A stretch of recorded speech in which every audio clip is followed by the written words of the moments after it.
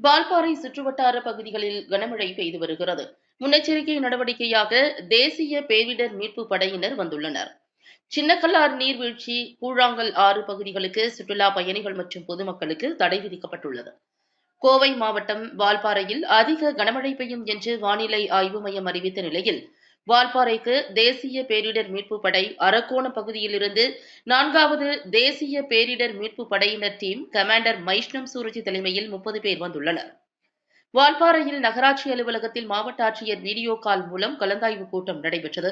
இக்கூட்டத்தில் நகராட்சி ஆணையர் மற்றும் சுகாதாரத்துறை அலுவலர், தீயணைப்பு துறையினர், வட்டாட்சியாளர் மற்றும் தேசிய பேரிடர் மீட்பு படையினர் கலந்து கொண்டு அதிக மழை பெய்யும் இடங்களையும் ஆபத்தான இடங்களையும் கண்டறிந்து முன்னெச்சரிக்கை நடவடிக்கையாக மண் சரிவு, வெள்ளப்பெருக்கு, மரம் விழுதல், மின்கம்பம் விழுதல் போன்றவற்றை தடுக்கும் வகையில் நடவடிக்கை எடுக்க வேண்டும் என்று தெரிவித்தார். அதிக கனமழை பெய்தால் அப்பகுதியில் வாழும் மக்களை கல்லூரி வளாகத்தில் தங்க வைப்பதற்கான நடவடிக்கை எடுக்க வேண்டும் என்றும் அறிவுரை வழங்கப்பட்டது.